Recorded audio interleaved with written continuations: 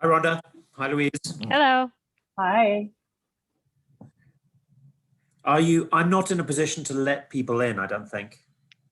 I'm getting ready to make you a co-host Okay, great. so you can admit. I am only right now admitting your staff and us. Okay. Oh, Michelle can't get in either. I had a hard time. I had to register again. She was already registered. I saw her register again just a minute ago. That's what it made me do. Yeah, and you may want to just the link came into my trash, so that's just another thing to look out for. I was kind of hanging out for the link in it. Leann is telling that she might be in the waiting room. Is she showing up? Okay, I see them in the waiting room view. Do you see Leann? And I'm able to admit them. Do you see Michelle there? Not yet. A few people joining here.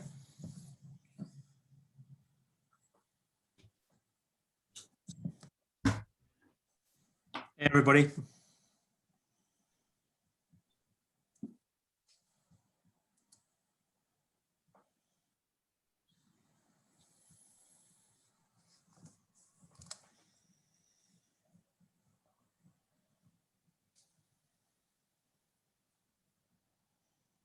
Hi, Denise.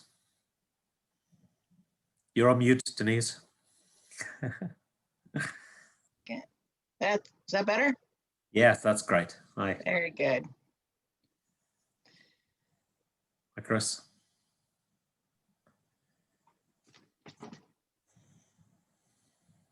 Lots of people joining here. Yeah.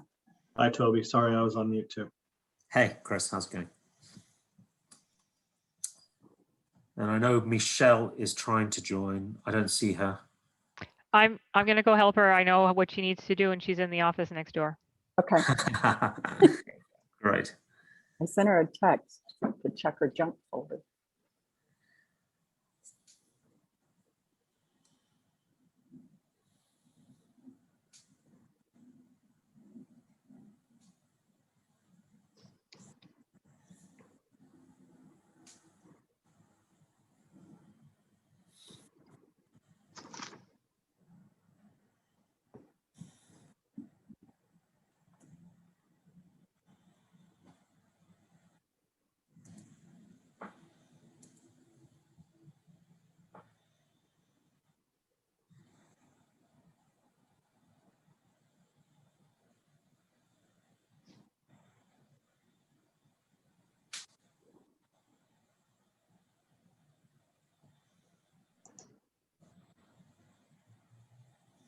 So Denise, Chris, everybody, did you get your Uber Eats voucher? Chris did not yet because he registered just a few minutes ago while we were on another call. Okay. Well, you can have it at some stage. You don't have to eat today. Right. I'll send it to him. Great. I think it's a 3-week thing. Which is great. Yeah, I was late to the game. I wasn't sure if I was going to be able to make it, and then some things freed up. So I think, Ron, I think I registered like, I don't know, 10 minutes ago. So thank you. Perfect. Perfect. Oh, Michelle still can't get in. Oh. Okay.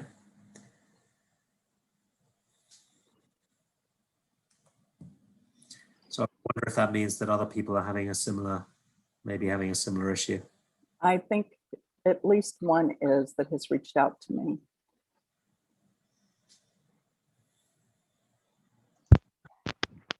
I got a thumbs up, so I think she's getting there. She's getting there. She's close. She's in the neighborhood. She is.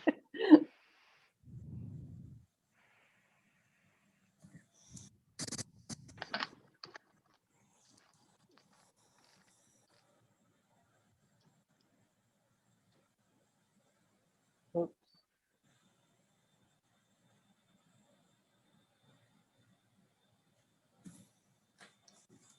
Just give another minute here for Michelle to get connected up. You don't see her in the waiting room?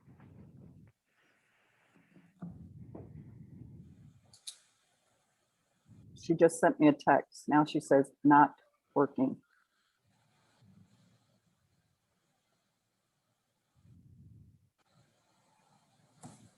I had to open Zoom, put in the ID and the password separately and not use the link. And that's what I told her to do, but she's not being successful. Unless she's using the code from the last call. Yeah, can you I'll go verify back. that with her? Okay. So apparently Leann is also in the meeting room. In the waiting room as well. I don't have access for whatever reason. I don't have access to let people. Admit. All right. Well, come on. Let's see.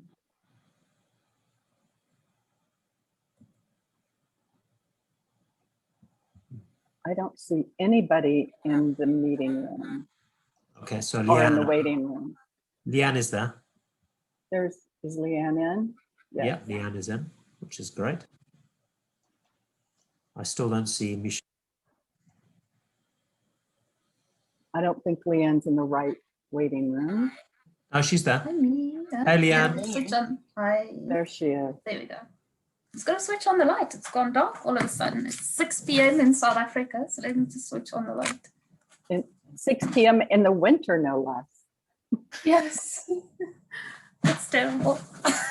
She had to get her heater working, get ready, get her blankets, her sweaters.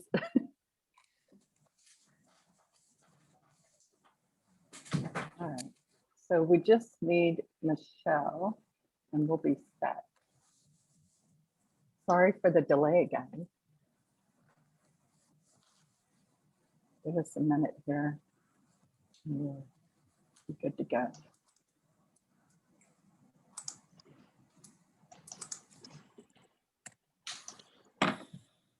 Stephanie and Marilia is just joining. Great. So I think it's good to give everybody just a couple more minutes.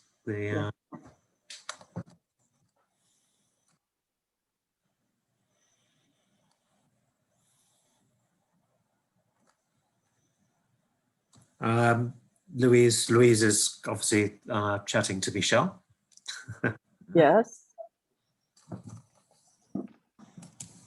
Okay.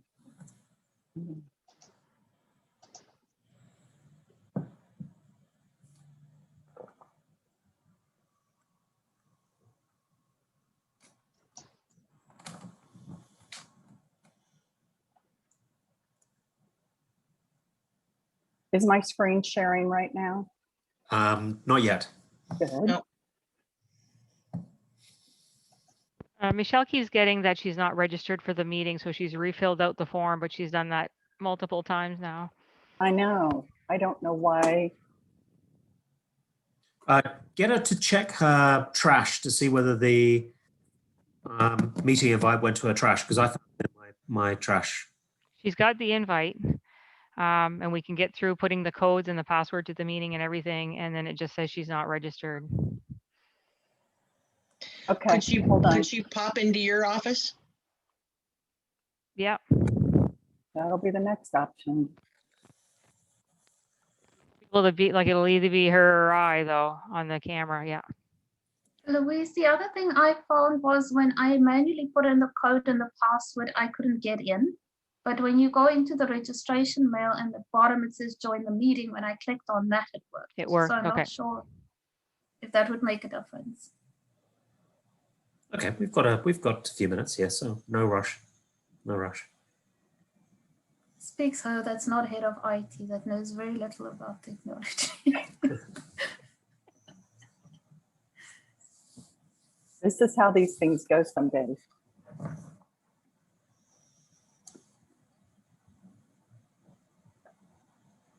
I think they try that, and if that doesn't work, Michelle will have to pop over to the other office.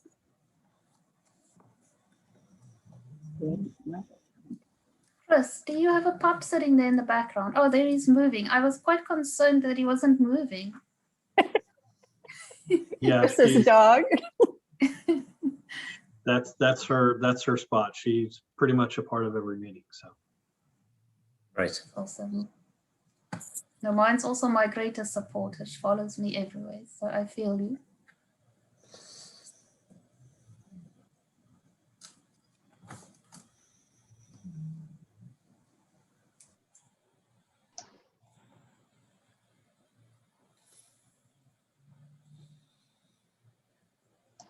So I think as Michelle comes in, then we can probably get going, I guess. How are you doing, Louise? Good to see. Sorry, Michelle. There you go. Did we get Michelle? We Well, got I'm going to be Michelle. Louise Andrews momentarily. So, yeah, but what I'm learning for the future of work is that technology doesn't always work like you want it to. So sometimes you just need to pivot. I think that's the word of the year. So, hello, everybody. Thank you for your patience. Thank you for working through the technology with us. Louise and I are going to be switching off headsets, so we're going to be jumping around a little. But first off, I guess small talk has already happened, so I can start us off, right? You're ready to go when you are ready to go. Well, I am ready to go as well. So thank you all for joining. I'm Michelle Lord. I've been with Accor since 1997 after graduating with a travel and tourism diploma. I'm also the vice president of the IR board and have hosted and facilitated a number of best practice sessions with both Contact Atlantic, Contact New Brunswick, and IR. These are industry associations that I've been involved with over the last 10 years. So I was going to say while we wait for folks to log in, but I assume everybody is already logged in. So just a little bit of context around our topic today, travel and the future of work. So the panel today will discuss key areas of flexible working models, how businesses can scale teams at speed, adapt to demand, reduce operational cost, drive 24/7 instantaneous support, and source talent aligned with our company's cultures. We are going to also record the panel discussion today for future promotions. This will be an interactive session, so feel free to use the chat box today if you have any questions. We'll try to monitor it throughout. So after each of the speakers, if you have any questions pertaining to what they've discussed, throw it in there and we'll try to get to those as well. And so let's get started. So on our panel, we have Louise Andrews, who you can't see right now, but she'll be along momentarily. She is a CWPP who has been with Accor, formerly Fairmont Hotels and Resorts, since opening our Global Reservation Center in Moncton, New Brunswick, Canada in 1995. As Director of Workforce Planning, Louise brings over 20 years of workforce management expertise. She's a member of the center's executive team and oversees the workforce planning function, which includes short-term, long-term, as well as strategic planning. Louise sits on the SWPP Board of Advisor and is a member of the Intra Diem Customer Advisory Council. We also have Leann Coetzer, Corporate Vice President, HR, WNS Global Services. Leann has been a part of the WNS team for the past 6 years. She's based out of Cape Town, South Africa. After graduating in 2000 in clinical psychology, Leann joined one of the leader banks in South Africa in the contact center. She joined her first BPO company in 2002 and has since performed various HR and learning roles across various financial services and BPO companies. Along with Louise and Leann, we also have Karan Ahluwalia on the panel. Karan has been with WNS for a total of 9 years. His latest capacity being the Corporate VP, Capabilities and Strategies for the CX practice. He has worked most of his professional life in the travel industry with the airlines, travel outsourcing, and also led the outsourcing space for British Telecom. He has an array of experience with roles in revenue generation for airlines, sales and marketing, customer service, delivery, and more. And now before we get to our panel questions, I also want to introduce to you Toby March, who made this call possible today between WNS and IR. So Toby, we're excited to have you here. And Toby, why don't you tell us a little bit about yourself and WNS? So hi, everybody. Good morning, good afternoon. Thanks very much for joining us today. So look, I've been in the travel industry pretty much all my life. I was with the GDS, I was with Sabre for close to 15 years with Galileo and Abacus out in Asia, and also worked within the hotel space. So kind of feel very close to the business. I'm based, not that it would sound like it, I'm based in Dallas. Kind of obviously from my kind of Sabre background. I'm going to give you just a kind of like a few, 60, 90 seconds on WNS, just to kind of give you a little bit of kind of context. So I'm going to try and not do this in a salesy way, just give you a few facts kind of about the business. WNS, Worldwide Network Services, or WNS, we were established in 1996. We're a business process operations company, a BPO. When we first started as a business, we were a British Airways company. We were the contact center for British Airways back in 1996. So travel has always been in our DNA. It's kind of pretty much our largest vertical as a large business today. So we were a British Airways business contact center. We kind of grew fairly substantially. We were then picked up by Warburg's. British Airways kind of sold us to Warburg's, the private equity company. They pushed us out into industry verticals outside of travel, such as healthcare, high tech, banking. We work with the likes of kind of Google and LinkedIn and Microsoft and kind of many others in the tech space. And also pushed us into cross-industry solutions outside of kind of contact center. So contact center for us is voice, email, chat, but also into research and analytics, finance and accounting, kind of procurement. We're a US NYSE listed company. We listed on the New York Stock Exchange in 2006. We do about $1 billion in revenue a year. We're about $4 billion in value. From those kind of early days, we've kind of grown substantially. We are up to now, I think, well over kind of 45,000 employees kind of globally. 15,000 of those are in the travel space. We serve about 75 travel companies. I think we've got about 400 customers kind of worldwide across the different kind of verticals. But we're serving about 30 airlines, a number of hotel companies, a number of kind of travel intermediaries, a lot of the OTAs, including Expedia and Hotel Beds, and a number of those guys. We have 65 delivery centers worldwide. We operate at scale from a services perspective in India, Philippines, South Africa, and Sri Lanka. But we operate in 12 countries. We operate in 30 languages, all European languages, America's languages, and Asian languages. That we have small to large engagements. As I mentioned, kind of travel is our DNA, and digital CX and contact center is kind of our kind of our space, and it's and I won't go into anything more. That gives you a little bit of context into WNS, and if I'm your contact if you have any kind of further questions at a later stage, but I'll hand back to Michelle.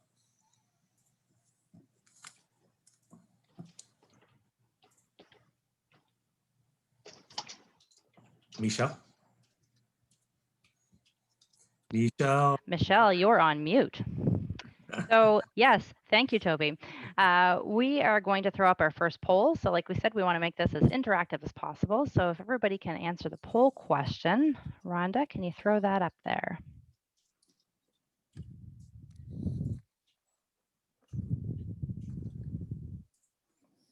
So while Rhonda puts it up there, I'm going to let you think about so what percentage of the workforce do you see working remotely in the long term in your organization?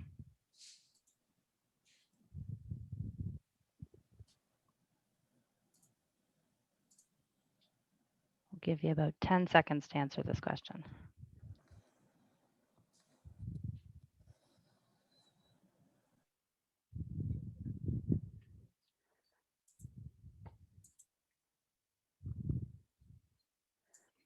Rhonda, do you have the answers?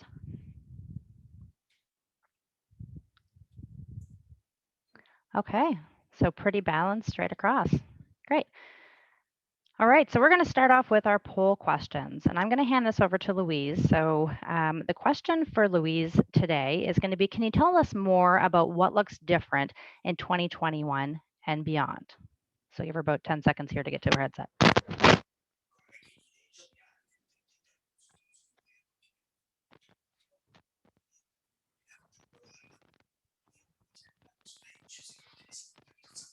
Hello, everyone.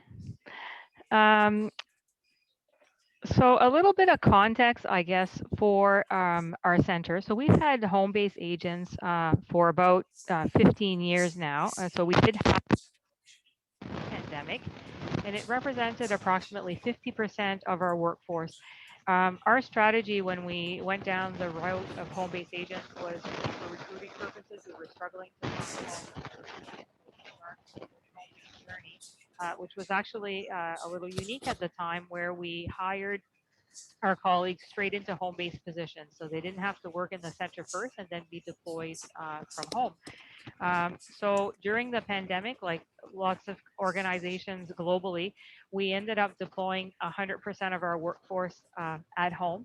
And where we are in Canada on the East Coast, things were quite good over the end of the summer last year. So we brought back our colleagues in our center.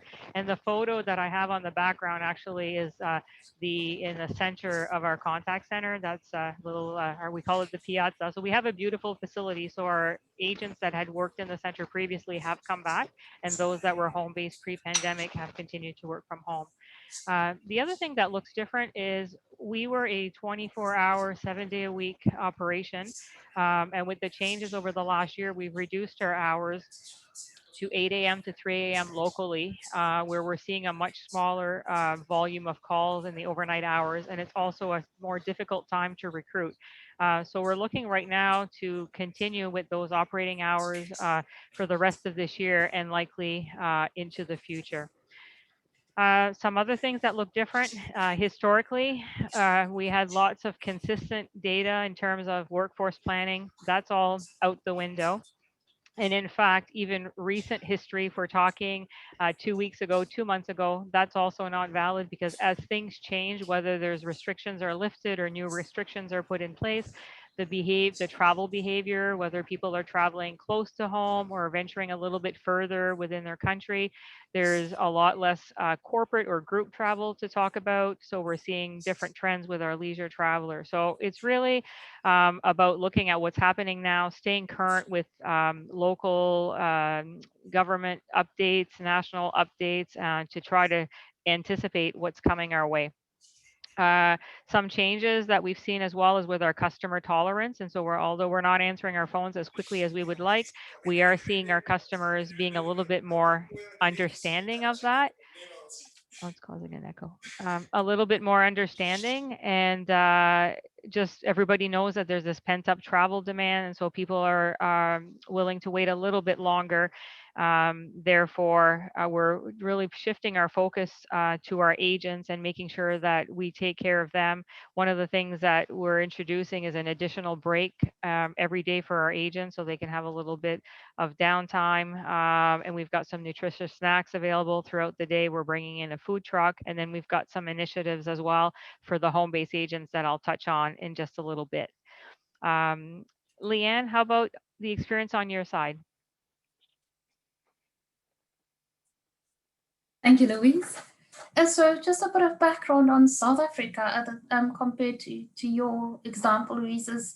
18 months pre the pandemic, we had no, other than a few support people working from home, none of our other frontline staff in particular had the opportunity to work from home. And I always say that I believe that the term called gig economy or technology was going to change the way we work and bring about a whole new workforce. So we were all anticipating this.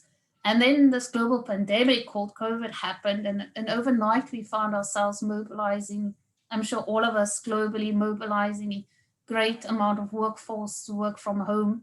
And that had to be done within a few days. And over the past 18 months, there's been some valuable learnings, be it on the hiring side, the engagement side, optimizing our workforce. And the trend that we've been seeing in the market, especially on the South Africa side, is observing more employers giving employees a flexible working hours. So complete move away from a traditional 40, 45-hour week where people would work 9 hours in office, a complete shift to a flexi contracting model for example, of about 30 hours. The work hours can vary from committed hours per day, or it could be committed hours in a month. So driven also by personal preference and good workforce scheduling. This model provides clients a business flexibility. It provides the workers or the employees working hours that is flexible to their personal needs. And it's even got a term connected to it, said write your own paycheck.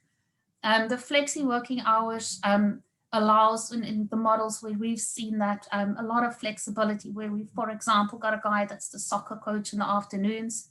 That he carries out his personal preference and passion in the afternoons whilst he's on calls in the mornings. We've seen life-changing events being supported by this model. For example, where a new mom gave birth to a little one, so we've been able to adapt flexi hours to support that.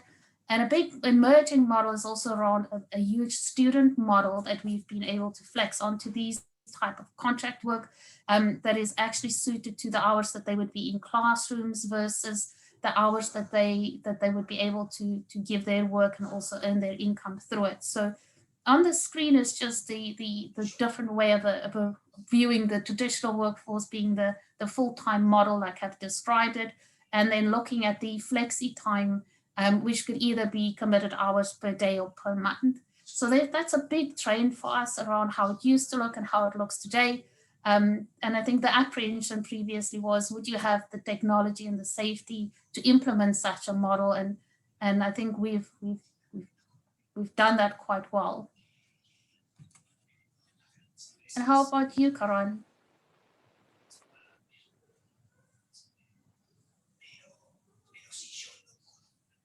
Okay, so, remote working pretty much, for a larger population for our industry has been, in discussion for a long time now. And there have been debates about multiple areas, like client preferences to work from office, risk and compliances, data protection, and many more items which kept delaying, the remote working taking its full swing until the pandemic was declared in 2020, when the same things were achieved in a matter of days and weeks. So, I like to talk about this piece in three main streams. One is, the remote working logistics, remote working engagement and motivation, and then security compliance for remote working. So if you're talking about the logistics piece, then remote working not only includes work from home agents, but also leveraging the crowdsource to provide flexi staffing model to our clients. We saw great traction when we launched our open talent program for an on-demand CX domain experts, pretty much which provides a unique blend of workforce, workplace, and workflows to manage business variability, reduced cost, improved productivity, and customer experience. Turning to the cloud contact center model is also ideal for our businesses to maximize performance and maintain efficiency, while ensuring stringent, risk and information security measures for an effective remote working without compromising on the security aspects. We saw some of the benefits wherever we implemented this, like the much faster transition from office to home environment, borderless technology across multiple channels in several languages, ensuring high CSAT scores even during pandemic with a 99% uptime. The other thing I would say from a logistics standpoint is, keep normal working hours, follow the same routine hours as you were doing in office, and done that personally has been very effective and productive for myself. From an engagement and motivation standpoint, I think, deploying somewhat technologies like a custom microsite for knowledge management, update dissemination, agent supervisor collaboration, talking about quality updates, feedbacks, help topics, huddles, is very, very helpful. When we did this, we were able to replicate the in-office kind of collaborative environment to a large extent. Empathy-driven leadership, We will continue our journey to digitize our businesses, but people touch is still extremely important part of our day-to-day work and duties. We need to ensure rewards and recognition events are happening, things like through town hall, leadership connects, and running projects where larger population can be intrusive, like running training programs, ideas compilation, etc. And as leaders, I always try and block some focus and thinking time for ourselves. The third part is about the security compliance for remote working, which is extremely important. And for any remote working to be effective, we need to have a perfect blend of data security and employee engagement. High risk processes with visibility to PCI data, credit card information are likely to require some really advanced technologies such as video AI, process analytics for preventive monitoring. However, it is equally important that these solutions do not invade privacy or making the employee insecure. So for example, rather than a continuous video stream monitoring by supervisors or by the system, an AI-based solutions can identify objectionable actions and create violations with a specific image capture. See, a recent survey also found that 72% of the workers would like to continue to work remotely at least 2 to 3 days a week. And the pandemic crisis of 2020 showed that many workers could perform jobs effectively at home. So we all know that virtual working is here to stay. Hence, it's pertinent that as at an organization level, we have a framework on remote working like hybrid and open talent programs. So yeah, these are just some parts here.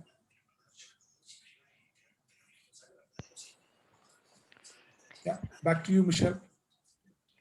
Well, I can also provide a little bit of update on this particular question in terms of some of our best practices with our home-based agents. So to put it into context, the majority of our home-based agents are actually located within a 3-hour radius of our center. So we do have the luxury of actually being able to do some home visits. And so last summer, with a lot of the pandemic restrictions, we did a little surprise drop off that we actually called the Ding Dong Drop, where we created these sunshine bags. So there were these yellow gift bags full of treats that were all sunshine yellow colored. So there were Sunny D juice bottles, there were some Lay's potato chips, and just a lot of fun little things. And our leadership team divided and conquered in their vehicles, and we actually went over and surprised our home agents, rang their doorbells, stayed in their driveway while they came to the front door to show them that we cared. And now, in our province, as we're approaching the path to green and we're about to lift most of the restrictions, we've got a little event planned as well that will be the path to green, and we'll be doing some green colored drop-offs. As Karan mentioned, town hall meetings, we've had a lot of success as well, having small group meetings via Zoom with our colleagues at our home base. And we found the meetings to be just as effective as being together in a room, and where we were able to give everybody the opportunity to speak. We felt that we were able to really engage with these colleagues, and we've had some really positive feedback from these multiple sessions that took place in the recent months. We also have some technology that we use, some intraday automation through a tool called Intradiem that allows us to do a number of things, but one of the most beneficial ones has been the ability to deploy communication to the agents while they're on the phone. So it gives them that time between calls so they can take a little bit of a breather, but we're also creating update videos, whether they are related to kind of operational procedures or really just to motivate them or give them some general updates. So the team leaders are basically just using their mobile phones, creating a short, quick video update that could be 30 seconds to 1 minute, nothing, no professional editing or anything. And we deploy that to the agents. And rather than always having to read communication by watching a short video, it's a lot more engaging, and it's allowed us to try to keep that connection with our agents. The other thing that was interesting when everyone was home-based last year, I think many of us who do work in the office got a greater appreciation for what our home-based team goes through and kind of what their reality is, or some of the challenges that they might face. Home base is definitely not for everyone. Some people like the in-person contact with coworkers, but I think for all of us to have experienced that, that's helped us, and it allows us to continue to innovate in that sense. Leann, is there anything else that you wanted to add as it related to this question? Yes, I can maybe just share, obviously with yourself and Karan, you share the same sentiments. So I'll maybe use the time to just talk about a specific program that I saw, and it worked really well, and I can share some data on that as well. But obviously the key into this initiative was communication. And we observed a program called an employee mood meter. It's actually, I'm very excited about it, but it's a very simple concept. And what it does is every morning when our agents log on, every employee logs into their computer, it asks a simple question. So it's got 5 faces. So I don't know, picture if you've ever traveled at the Heathrow Airport, and the 5 faces meets you, and the one is extremely sad and the one is very happy. It asks us a very simple question that says, how was your day yesterday? The employees then gets put into Zoom meeting rooms based on their selection. And this gets done real time. So imagine your engagement with the guys moves now from once or twice a year to a real time engagement. The guys that had an excellent or a good day gets put in the meeting room with an understanding that says, tell us what made you happy and what made you excited. So that feeds back into your system of recognizing good work done, a pat on the shoulder. Those guys who's marked that the day wasn't good, valuable insights are there, not only around your own operations, but what our clients are experiencing, be it high call volumes or repeat customer issues. So extremely nice, valuable customer insights. And then also quickly realizing that some of the employees just use a neutral face because they didn't feel that they wanted to participate in it. And even those get called into a chat box, is that what can we do to move your face to a good or a smiley one? So really valuable data in this program. And the graph that you're seeing on the screen was a team that we had put into this program. March was when COVID hit the South African operation or the workforce. And you can carefully watch the trend as they went from March until February the following year, how this program positively impacted their engagement and the valuable insights that we got. So you'll see that the promoters obviously had a big increase, and then your detractors kind of still hovering in the bottom line, but you're always going to have the one that's the detractor. You're focusing more on moving majority of the workforce to be your promoters. So this is just a real example of what we call a mood meter, and how I've seen this being implemented into a large scale operation. And it's really showed us the connectedness and the communication and the information that you derive from this has been a very good project or initiative that I've witnessed. I love that idea. Thank you, Leann. Thanks for sharing your visuals with us as well. That's a pleasure. Rhonda, can you put us into poll number 3?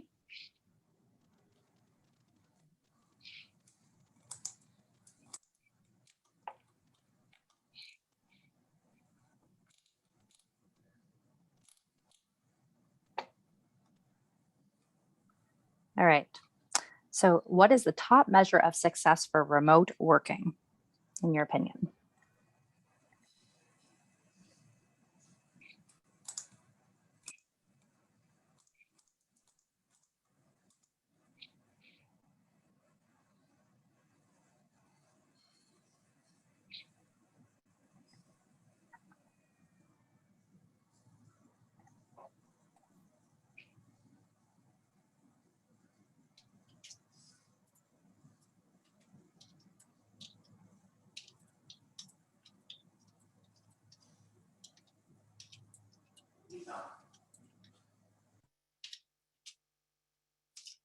Michelle, that was a hard one.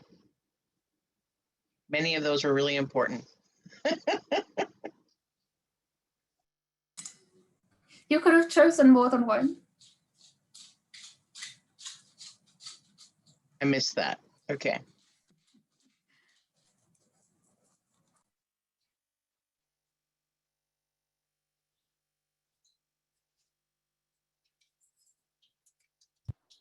We can't hear you, Michelle.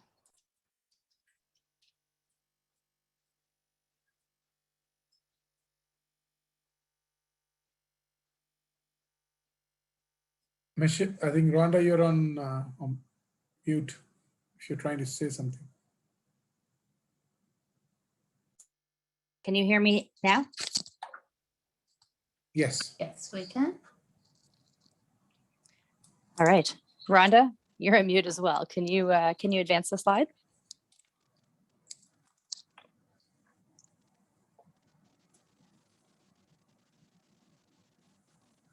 Okay, customer satisfaction, pretty definitely a number of answers, and I would agree. I think all of the above would certainly apply when it comes to remote working. Okay, great, Rhonda, thank you.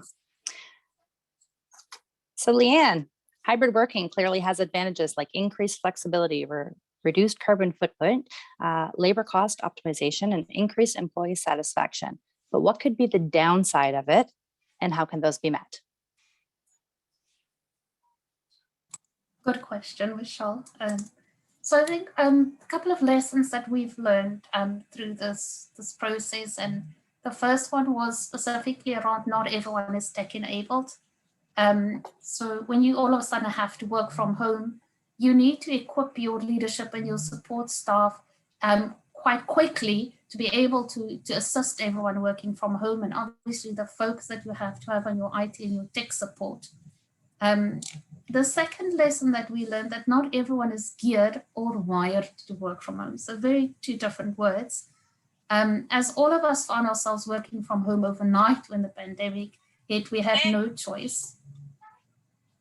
But over time, we soon learned that it wasn't a one size fits all. And we had to adapt various things like our hiring process.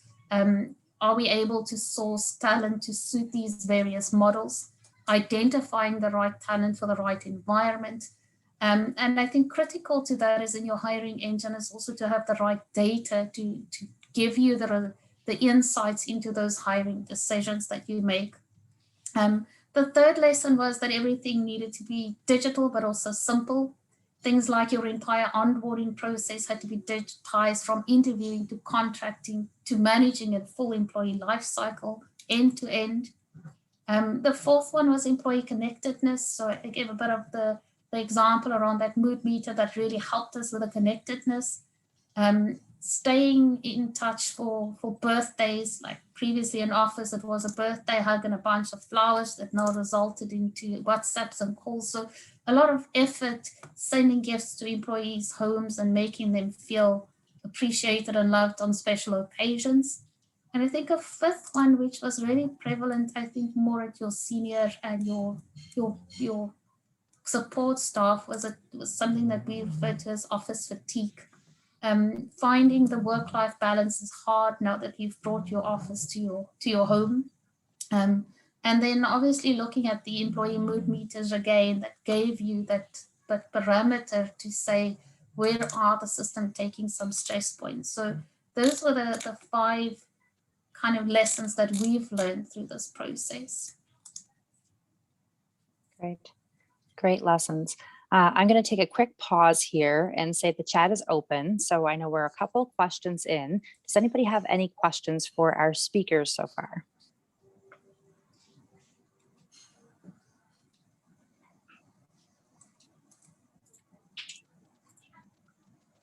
No, or you can unmute yourself if you'd prefer as well. Okay, we'll keep going. We'll go on to question number 4. So Karan, how do you think the remote working experience will impact our customer experience? Good question, Michelle. So, I think to embrace a remote working culture, it's extremely crucial that, business processes are able to adapt rapidly to their employees, dispersed locations. resilient leaders, need to fundamentally rethink their customer and employee touch points by actually modernizing their technology backbone and ensure digital literacy across their organization. And I heard Leann talking about that as well.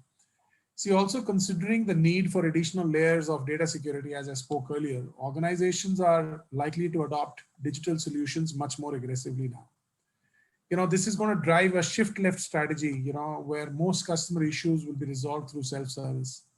In order to avoid, traditional interactions, organizations will adopt proactive notifications and, engagement driven through conversational AI technologies. In the hospitality segment, in-person visits are likely probably to be replaced by AR, VR, video-assisted remote sessions, especially to drive sales. I like to talk about this in 3 areas, where I think customer experience could, become a challenge, which is like lack of real help, for our teams could be one. Possibilities of losing control on customer experiences could be the second. And, last but not the least, the distance and the team bonding could be suboptimal, which will eventually drive somewhat customer experience. So if I talk about the first one, which is more around the lack of real-time help, according to the studies, 99% of the customers say that talking to someone knowledgeable is essential to great customer experience. So in remote environment, teams don't have the access to people like in office, and resorting sometimes to emails could lead to a delay, leaving customers frustrated. But when we made some changes, and we saw some great results when we leveraged real-time speech analytics with intent recognition and next best action to provide the much needed support to our agents on a real-time basis, as they're talking to our customers. And we also provided them an AI-powered knowledge-based bot, which basically provided them the on-demand support, because if you're in an office or in a center, you can raise your hand, get some help. But in a remote environment, this bot for real on-demand support, it really helped us and brought the effort down by 50% and improved our customer experience by 20% and plus. The second point I wanted to talk about is how can customer experiences can be in more control. See, the customer services team deal with a lot of clients on a daily basis, and technology actually can track all critical metrics real time. Things like monitor voice of customers, which are incredibly important when teams are scattered around the globe. Making sure that people have the access to the latest customer status with a click of a button. Hence, it's important to track things like high priority issues in need of addressing, social media feeds coming in, customer experience metrics to be tracked like CSAT, DSAT, NPS, and more.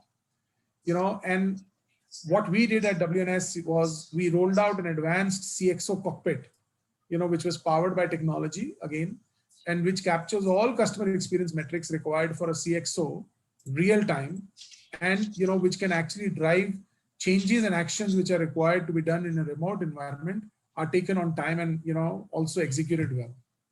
See, while it's challenging to manage staff members who span different continents and time zones, the digital world allows us to adapt in ways that really narrows the geographical barriers pretty much to be successful, to have a successful remote environment. So and the third one, which was a little bit about how the teams bonding could be missing here. See, again, 39% of the surveyed employees believe that people in their organization don't collaborate enough, and only 27% of the employees actually receive communication training. To unite such teams, encourage small talk between staff members and allow them to get to know each other beyond work, such as getting to know their interest, family life, local area.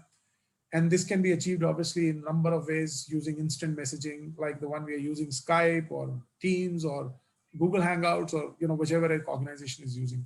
So I think, so these are some of them. I mean, there are obviously much more, but these are some of the things which I think can impact or will affect customer services. But there are obviously ways to manage and keep them on track. Yeah. Great, thank you, Karan. I have a question for you based from what you were talking about, chat boxes. How do you find your response time, or I guess the average handle time of a chat with a guest versus a phone call with a guest? or customer? See, that's a good question. See, the difference on the AHT may not be very big. Rather, I would say a 5 to 7%, an extra AHT probably would be on the chat. But because there could be a there could be a 3 or a 2 chat which can be done simultaneously, the effectiveness or the productivity or the getting back from an agent and for our customers from a speed perspective, really is giving us bigger benefits than actually the AHT increase. So the concurrency on the chats could be anywhere between 2 to 3 depending on what process we are dealing with. Yeah. Okay. Thank you. Good to know. Leann, I'll send the same question over to you. Thank you, Michelle. And some good insights, Karan. And I think it's in a way good to also see that what I want to cover today also is in sync with some of the few things that you've raised. So I'll try not to repeat those, but perhaps also connect some of the dots in a different way. So the recent survey done by GCS revealed that the pandemic has caused consumers to crave more human connections in their service interactions. So very interesting that they also expect instantaneous and personalized interactions, and failing to deliver could damage your relationship with your customers. That means like never before the importance of deploying good AI-powered solutions like chatbots, virtual agents, intelligent tools that will enable customer services and new experiences. The remote working will impact the customer experience in either a good or a negative way, dependent on how the company organizes itself and embracing the digitization for their staff and their customers. So there's 4 key strategies that I've listed here that I think we should all be focusing on. And the first one is to digitize for the long term. So I think we often used to think of digitization in compartments. But when we deploy the technologies, we need to think about how it enhances and improves the work environment, the people engagement, and the efficiencies through well-designed processes, network security, and then giving customers the assurance that their information is safe with you. Also, the reskill of the workforce. So I wear 2 hats. I'm also director of one of our big learning academies, and that's something I've been driving very hard with the teams. Is living in a digital world means that everyone has to now be reskilled, even with a basis such as knowing how to manage and engage with other customers via virtual meetings. So I think we don't always get it right still, but getting on time into virtual conversations, being real time. And while they use these tools, there is also considerations such as how the coping mechanisms to become more effective in dealing with the day-to-day challenges of living in a digitalized world. And the third one is the balance of AI and human interaction. Customers have different expectations, and I think, Karan, you touched on that beautifully when it comes to communication from that particular brand within that company. And that becomes even more important, working and engaging virtually. I don't know about you, but I love engaging real-time chats and virtually. But I think it's also finding out that preference between which customers are the ones that want to call and speak and which are the ones that need like the instant gratification, like having someone at the other end chatting to me and the way they come across. And I think the last one, which is perhaps the most important one, is the prioritization of the emotional connection. We focus a lot with our guys to lead with empathy, which is critical not only with customers, but even the way we engage our own staff, because the way they get managed and engaged is the way they're going to speak to your customers. So having the correct mix of human and technology strategies to support that business environment will become I think, the recipe to success, Michelle. Great. Thank you, Leann. Rhonda, it's time for another poll question. All right. Just a second here to get it going. To the next one. All right, here it comes. All right, and Denise, this is a multiple choice, which means you can select as many as you would like for this question. In a remote environment, what are the top challenges the customer services associates are facing? Excellent. Thank you for that direction, Michelle. You're welcome.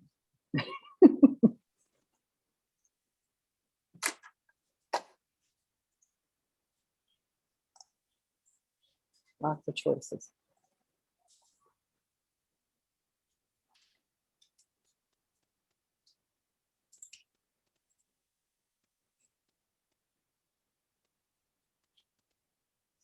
All right, Brenda, and we'll take the answers.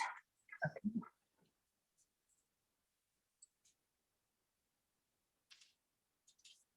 Another even one.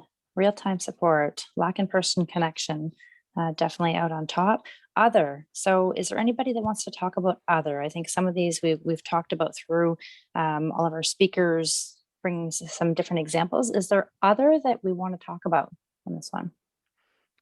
Michelle, it's Louise. I think this was mine, and I think it shows 10%, so I'm probably the only one who picked other. But I was just thinking, in some cases, we've had some agents with, sometimes it's a technology issue. It's not that there's not technology support, but it's just, it could be the reliability of the service, and sometimes it depends where our particular agent is located. There's been a few areas where it's a little bit more of a challenge, and so I think that's kind of a reality of a home-based environment.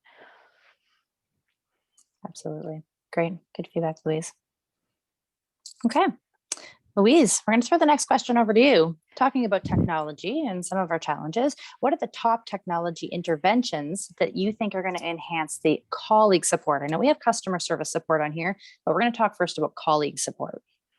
Well, I think one of the things that many of us have faced over the last year is getting very intimate with all these various platforms such as Zoom and Team and whatnot.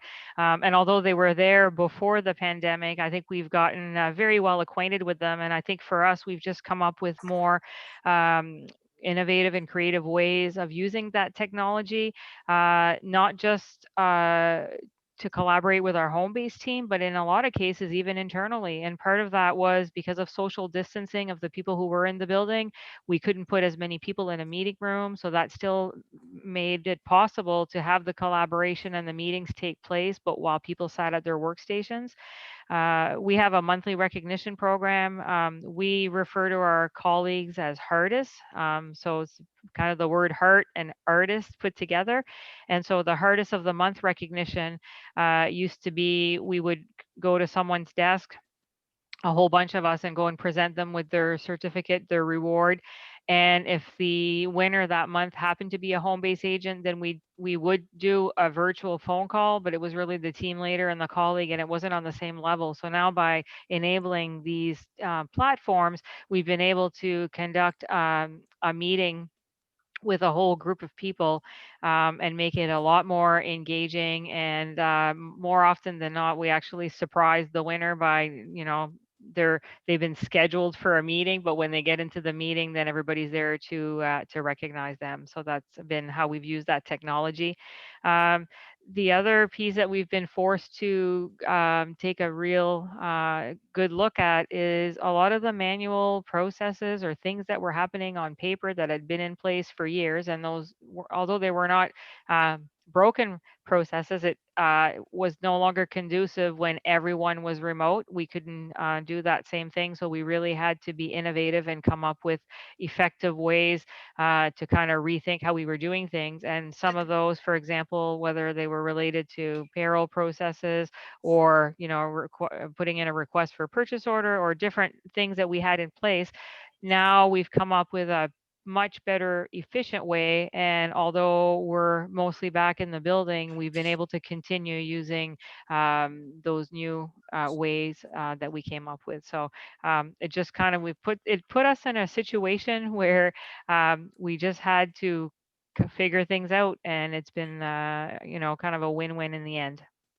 And we have, I talked earlier about the intraday automation technology that we have. So we've actually implemented some new use cases with that technology.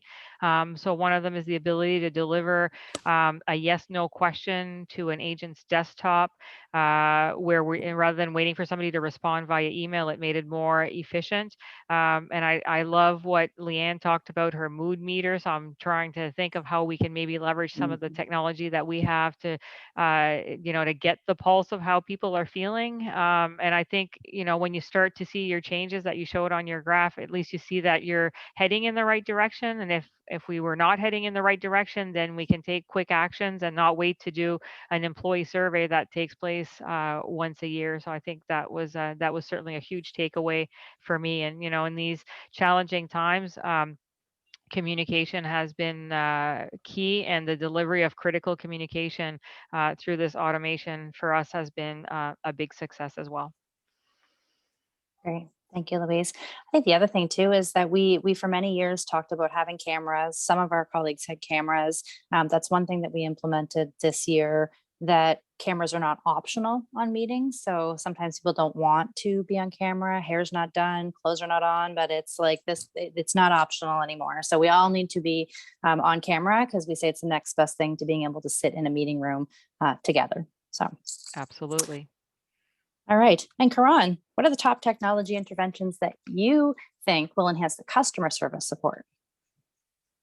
No, absolutely. So I think the last point you touched about the cameras, I totally agree, because I think toward my earlier point, getting ready on time, following a bit of the same routine really helps. And, keeping videos on, cameras on actually improves the retention of the meeting with people. So I totally agree. So thanks for bringing up that point. But you see, now, as the digital technologies are evolving, customers have also grown, with new expectations of new standards of excellence and performance, and just about everything in between, So as far as the hospitality technology trends are concerned, things like location-based technology, front desk tablets, mobile payment options, room control devices, integrated mobile apps for guests, etc., have been, already dominated the industry now. And there is a misconception that automated customer service and hotels don't match. The chatbots we spoke about earlier take away the human warmth and quality of the hotel service, and is eventually affected. However, isn't it worse to make your client wait for a service than using a chatbot?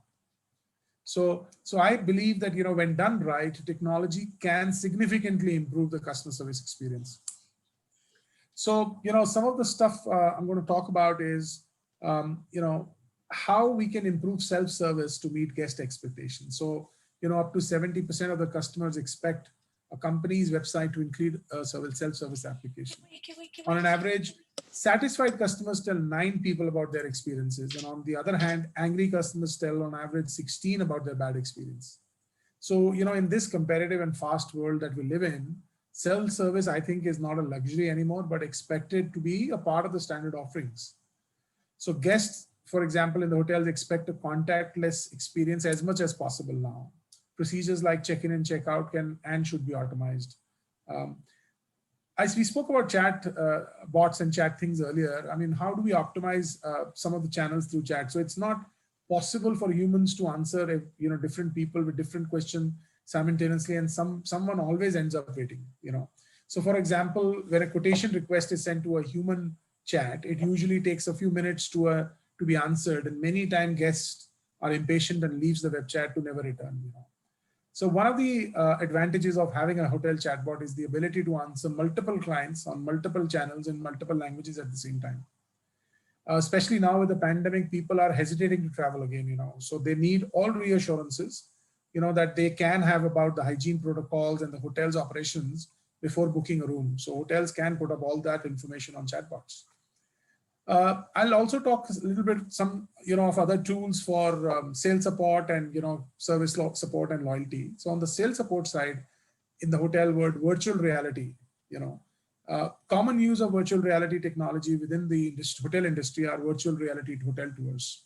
These tours can be made available, on hotel websites, allowing guests to take a look at their hotel room or other part of the hotel, before they book or arrive at the hotel. The other piece in the sales support is like the collaborative assistance, which actually can assist content push on the customer devices whilst the agent is talking to them so that the conversation can be more effective. The guest can actually see what is being sold to him or her. And this can be very helpful, especially for high value sales like cruises, banquet bookings, etc. A couple of things on the service support and loyalty side is things like the seamless and contactless check-ins experience, with heightened social distancing protocols now and reduced physical interactions being the need of the hour. We will need to deploy a contactless check-in and mobile key experience for hotel properties around the globe. The seamless experience allows guests to upload the required documents, input their payment method, and receive a digital key directly on the mobile app. For example, in 2016, there were only 1 million digital keys issued, whereas by 2021, it is 5 million digital keys issued. So no queue check-in process is the future. I mean, from the numbers and from the flavor. And the other piece on the loyalty side, if the customer is coming back or if the customer is already booked, is hyper-personalization. It's the use of data it's basically a use of data to deliver more personal and tailored products and services and information. So by hyper-personalization, businesses can actually use omni-channel data to create customized customer journeys in real time, which can really help drive loyalty for our customers, especially in the hotel world. So, COVID-19 pandemic has substantially impacted the overall performance of the hospitality industry, as we all know. But by following proper rules and leveraging modern technologies in the best possible manner, some of these challenges in coming times can, we can try and overcome them. So yeah, these are some thoughts. I mean, obviously technology is endless and it keeps changing, but these are just some thoughts I wanted to share. Great, thanks, Fran. I can't wait. I don't know about the rest of you. I have not traveled recently. I can't wait to go to a hotel and see what the difference is when I get there. And I'm okay with not waiting in line. So the virtual check-in for me will be an added bonus for sure. I'm actually traveling tomorrow and checking in an hotel. Whilst I don't have a digital key from the hotel, but I'm still going to travel. Yeah, I agree. Excellent. So those are all the questions that we had planned in advance, but we certainly want to open the floor to any questions that anybody on the call has. Yeah.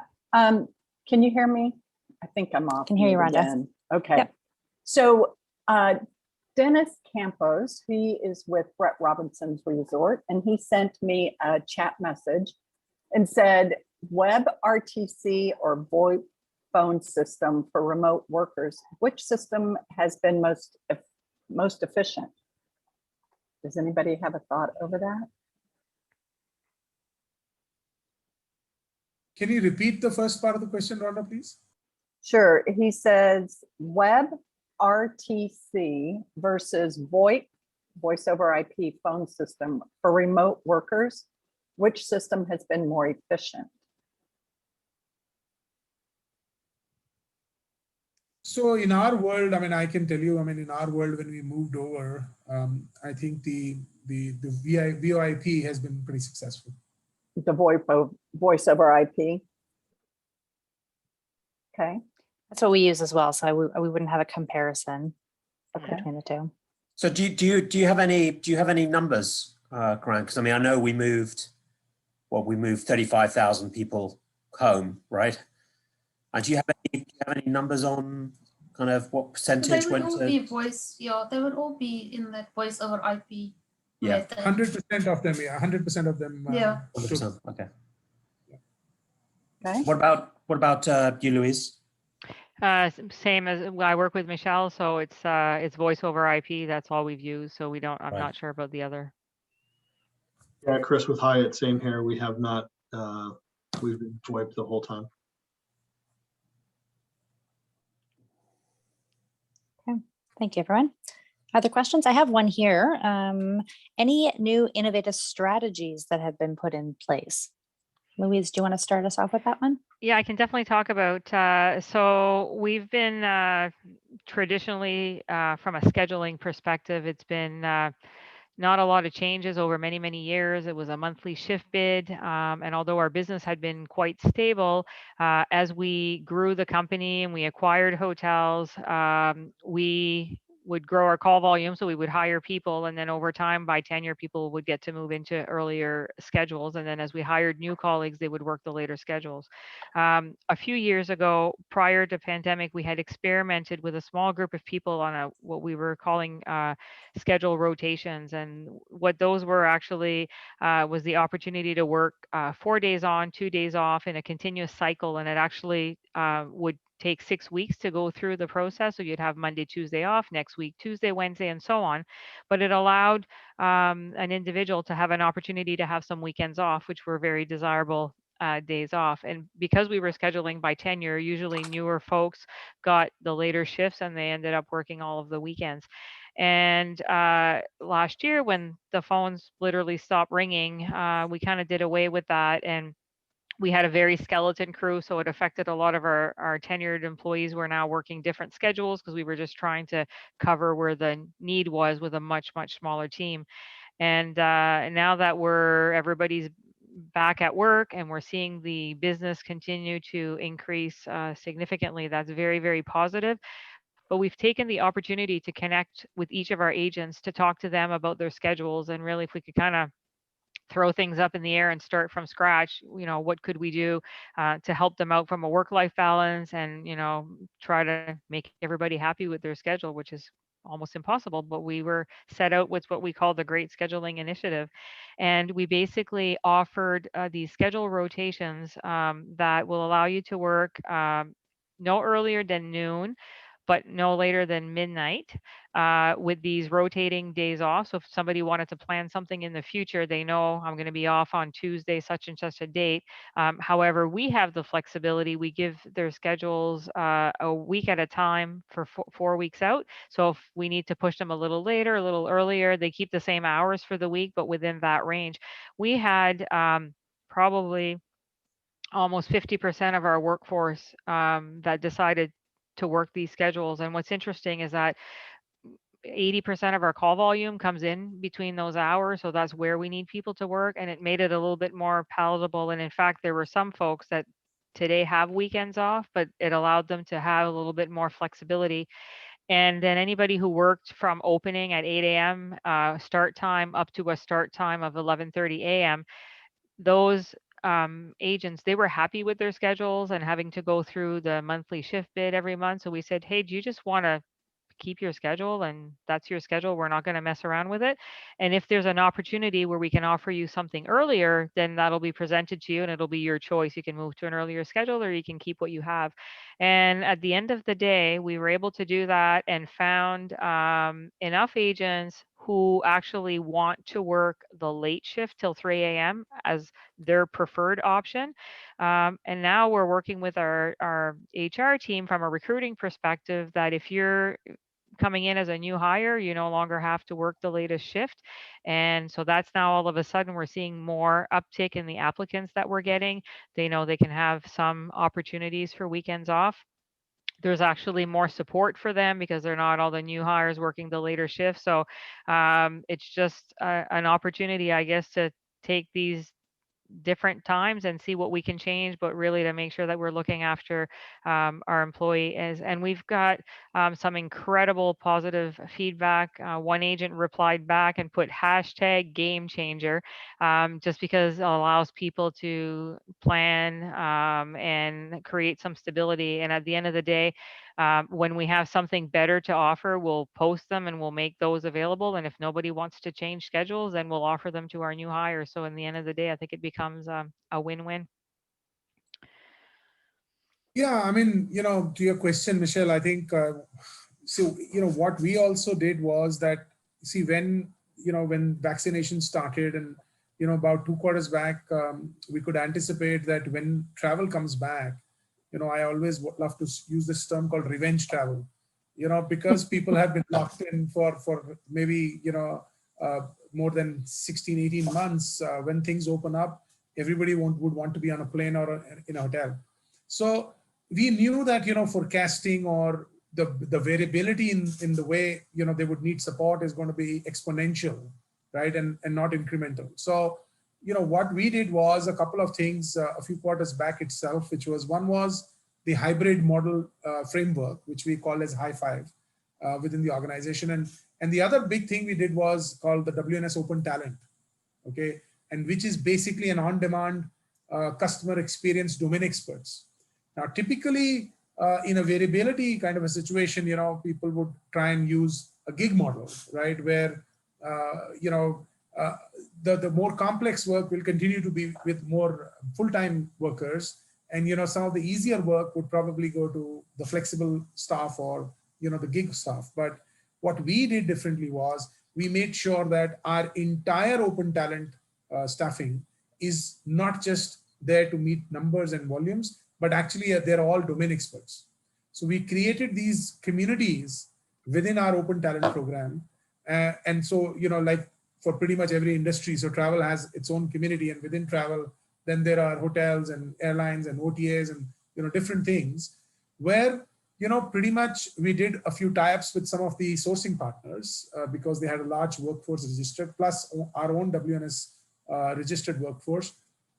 And then that's when we launched it. And today, you know, we are able to offer up to 200 to 300% of, you know, the volumes variability with pretty much the same service levels. You know, not just that, because we are using a hybrid or a mix of flexible and full-time, we've been able to give them anywhere up to 15 to 20% reduced cost, and also a borderless talent because it's a remote working, right? It's work from anywhere, anytime. So because of these borderless talent, acquisitions, we could actually do much bigger rapid scalability, and you know, obviously cost is a big factor there. So I think these two things really, thinking ahead really helped us meet demands for our customers. Great. Thank you, Karan. Anybody else want to add to that question or have other questions? Michelle, I can maybe add, and it's something to what Louise said, was the shift preference and the uptake. So I think similar to your experience, we were also surprised by the way people took up to those flexi models and preferences. But one thing, we moved away from giving the better preferred shifts to the longer tenured staff is we turned it a little bit around and focused on KPIs. So what are the key three things we look to deliver for our customers and their end users? And those who could perform and contribute to that better than their colleagues were given the preference for those type of working shifts. So we saw a big improvement in our overall delivery to our customers by changing that one metric around. Great. Great. I do have another question. So my question is, I know that a lot of time and energy certainly is put in right now to ensuring that our frontline colleagues are feeling the support. Is anybody doing anything specific for their leadership team to ensure that they're feeling the same way? And I'll open that up to anybody who wants to answer.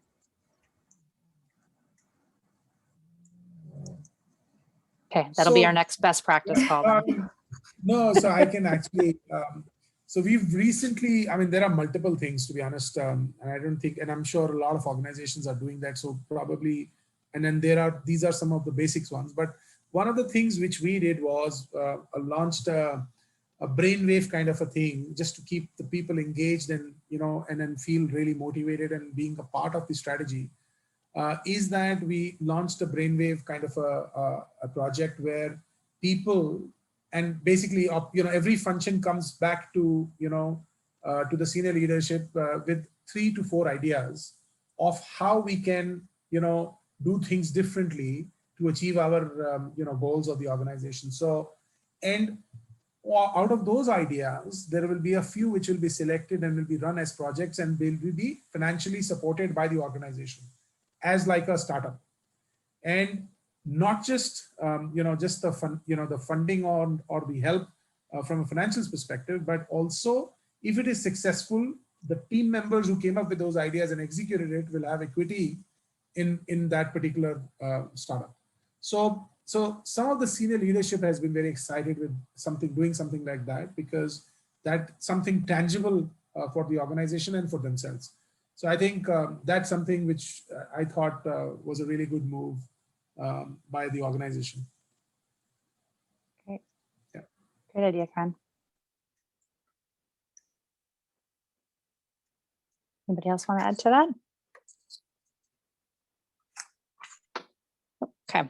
All right. Well, if there are no other questions, let me give this a 10-second. Does anybody have any other questions before we move into our closing remarks from our speakers? No other questions? All right. So any Michelle? last, I'm yes, sorry, go ahead, Michelle, Denise. can I recommend, while we've got people on the line, I just wanted to let people know that on, if you're not following our LinkedIn page, please go out and follow us. There's also a survey out there regarding remote agent equipment, which I know we were talking about remote agents. So please make sure you participate in that and look for future surveys or suggest options in the future. Thank you. Thank you, Denise. We also have an upcoming call that hasn't even been put out yet, but for you get the first kick at the can. We will be providing some mental health first aid training by a mental health first aid expert who is qualified to certify people. So similar to first aid, it's focused on the mental health side of that. So keep your eyes out for that and many more fun interactive sessions coming from IR as well. So Louise, do you want to start us off with some closing comments? Sure, absolutely. I know this has been very beneficial and I've got some new takeaways as well. And I think, you know, in kind of parting comments, all I can think is, as much as it's been a challenging last 12 to 18 months, I think we've all learned a lot. And I think at the end of the day, I think the changes are not over. I think it's about continuing to be innovative and reinventing yourself, lots of communication. And I think this whole sharing of best practices with other peers within our contact center industry or even our hospitality industry is very beneficial. We face a lot of the same challenges and I think we can learn so much from each other. I know Michelle and I both love networking. So if there's anything further we can assist with, feel free to reach out to us. Certainly myself on the workforce planning side and Michelle on any of our other initiatives with our sales agents and sales incentives and those types of topics. So thank you so much, everyone. Great. Thanks, Louise. Karan? Closing thoughts? Yeah, sure. So, I think I think it was a good discussion, and I'd like to thank all the speakers. I think some of them were really informative. I think there are some changes which are inevitable, right? And I'll just name a few, and there will be obviously many more. But easy for me is going to be the new loyalty, right? Something which is easy for as a customer to deal with is going to be, my loyalty is going to go there. Web chat and chatbots are going to be the biggest growing channels going forward. Smartphones will fundamentally change behaviors, and a unified view of customers is going to be very crucial from a technology standpoint and consolidation point of view. A large proportion, and I think we all discussed it enough and hopped upon it, is that a large proportion of our contact centers will be actually remote working going forward, because actually clients are already asking for it because of the business continuity plans and what we saw in 2020. Nobody wants to go through that again. Which means that the future of centers requires a mix of artificial intelligence and human interaction, and the hybrid model will see automation and self-service rise to a different level. I'm pretty happy and glad that this resonates pretty much with our a framework called WNS Experience, which you can actually see on my background, which we launched last year, in about 12 months back, which actually integrates human-assisted design and domain expertise with AI-driven conversational insights, and then obviously supported by consulting-led strategies. So I think a mix of technology and human interaction, because it's not going to be isolated in either side, and some of the stuff which I spoke about, 3 or 4 points around being easy to deal with an organization, getting the right support channels, especially which revolves around the smartphones, is going to be the real future. Great. Yeah. Thanks, Karan. Leann? Yes, Michelle, thank you. Certainly, a lot of things learned from this discussion today, and also interesting on the poll votes and information shared there around our views around how many people will be returning to office. I think something that is close to my heart, which I think we haven't scratched the surface on as much as we should have, is how do we make sure that our guys from agent to leadership levels are suitably skilled and future fit from this whole new digital world point of view. I listened to a talk the other day by a famous guy called Dion Chang, and he said by the age of 40, you have to have re-skilled yourself at least 3 times. Now I'm 46 and I don't think I'm close to that. So I went into a complete panic and I enrolled myself into a digital course to start building chatbots. But the experience learned from that was that it stretched me beyond belief, having to sit there and actually program the chatbots now that will actually be servicing our customers. But it is such a valuable skill that you do acquire in terms of just having that discussion now, because you actually understand what is the effort that is required to go into it. But I guess in summary, the skills that we need to take the world forward, especially in this industry, I think is gonna be the key game changer. And the person who gets the skills right, I think, is the one that's going to be leading the industry. Yeah, Leann, you're absolutely right. I know for any of us who have teenage adolescents, they'll tell you that technology, we think we know our technology until you talk to the younger generation. So it's, I think we still have a lot to learn. I was very proud showing my 15-year-old that evening the bot that I built, and I just got a, Mom, we've done that 2 years ago answer, and I just felt proud, but also got a reality check there. Very good. Toby, do you have any closing thoughts? Not really. Kind of thanks everybody for attending today, and thank you to the speakers. So I thought lots of insights. Obviously, I guess if there can be any kind of silver lining in this pandemic, I think one of them is that it's transformed the workplace for sure. And I think that actually we may land up with a more satisfied customer and a more satisfied employee as a result of it. And it's often these types of things that kind of trigger such a kind of transformation. So I think the leading companies are the ones that are going to lead the way, model the way on handling kind of the way out of the pandemic into the new ways of working, what have you.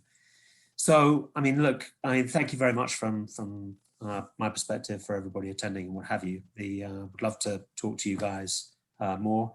I really appreciate, I know kind of out of your day at the moment is kind of everybody's super busy and kind of what have you, as kind of business hopefully begins to as we see it beginning to return, and hopefully returns for good. But that's it, Michelle, and thank you, Michelle, for kind of moderating this session, and Louise, everybody, for helping put this together. Great, thank you, everybody. Can you hear me? Yes. Okay, just needed to close this, making sure, because my phone just died within 30 seconds of the end of this call. So thank you, everyone. Thank you, WNS, for making this call happen on behalf of IR. We certainly appreciate it. We appreciate your support. While I enjoy seeing you all on the screen, I can't wait to see you all in person, hopefully in Hershey in the spring. We're starting to work on that right now. And if you have other topics that you're interested in and you want IR to explore from a networking perspective, that's what we do. And that's why this organization is here to be able to network with one another in the travel industry. So thank you, everyone. Have a fantastic day. And I'm on my way to vacation now. All right. Well, enjoy, Michelle. Enjoy. Have a great Thank time. you. Thanks, everyone. Take care, everyone. Thanks, everyone. Have fun, Michelle. Bye. Thanks. Bye. Bye. All right.